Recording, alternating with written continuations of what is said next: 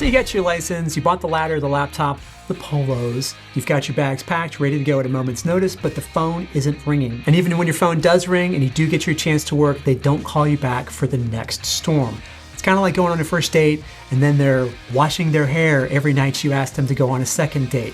Here's the part that nobody's telling you. IA firms aren't just looking for licensed adjusters, they're looking for something else. Something that doesn't show up on your resume. Something that if you don't have it dialed in will get you passed over. You know, I've been doing this for 25 years and I've helped thousands of new adjusters get out of training and into real deployments. And I'm telling you, these 3 factors I'm about to share, that would actually keep you hired after your first storm event. Ask any team manager what their number 1 complaint is and you'll hear it in seconds. No one calls me back.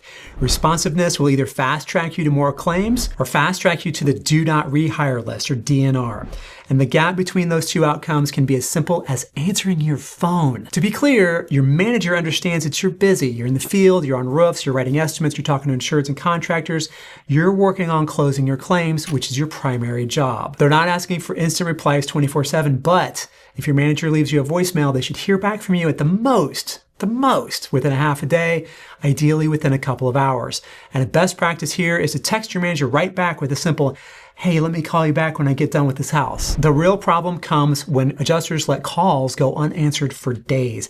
I'm telling you, managers and homeowners get upset, very upset. Let me put it to you this way. For every call that you don't return, you generate several calls to your manager, to the agent, to your manager's manager.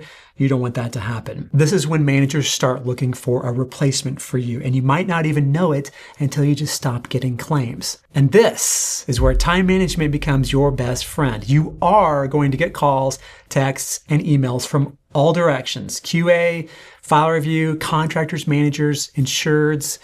Have a plan for checking and responding to those communications several times per day. Build it into your schedule so that it handles itself. Because responsiveness tells your firm, your manager, and the carrier one very important thing. It tells them that they can trust you. And I will add here that one of the biggest stress reducers on a catastrophe deployment is not having to worry about the unanswered calls and emails that are piling up, because you have a plan for those things. All right, if you're making real money as an adjuster, don't leave your career exposed. Errors and omissions and general liability insurance from Kaplik is designed just for you, and it might even be cheaper than what you're already paying. Snap this QR code right here or visit cplic.net/adjustertv to grab the free guide and lock in smarter protection today. One of our students had every single claim she submitted kicked back for corrections during her first 10 days on her first deployment. Not 1 or 2, every single one of them. Some of them were basic things, forgotten photo labels, wrong price list, missing header. Others were deeper issues like estimating guidelines violations or wrong coverage decisions. But instead of panicking or pushing back, she leaned into the feedback just like we trained her. She studied every correction, she asked smart questions, and she built new habits. By the end of her 3rd week, she was getting new claims while other new adjusters were getting sent home. Why? Because she was coachable. She didn't see corrections as criticism, she saw them as calibration. And listen, every firm is different, every manager has their own expectations, even experienced adjusters get kickbacks. The difference is that the best adjusters use every kickback to get better. They adapt, they improve, and they don't make the same mistakes twice.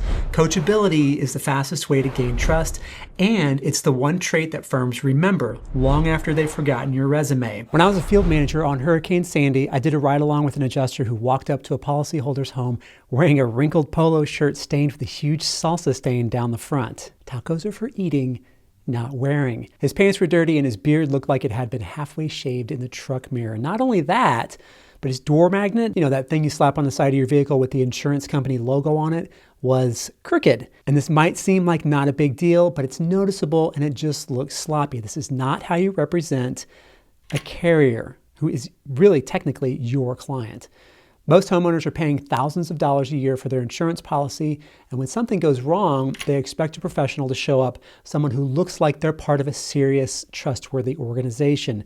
And even though we're independent adjusters, we're still the face of that carrier in that moment. What you wear, how clean your car is, whether you've got a well-groomed appearance, all of it adds up. Also, Forget the lifted dually or the brand new Escalade. You're not showing up to impress. You're actually showing up to disappear into the background. And what that means is that the ideal vehicle is something like a late model Toyota Corolla sedan or a compact SUV in a forgettable color like white or blue, because no one wants to be denied coverage by someone driving a $140,000 Mercedes. Professionalism doesn't have anything to do with being flashy or looking expensive.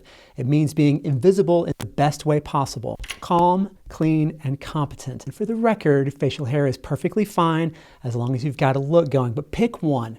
Stick with it. And look, if you master professionalism, responsiveness, and coachability, you're already ahead of 80% of new adjusters. But there's one more thing that everybody wants to know, especially if you've got a family or you just don't want to live in hotels.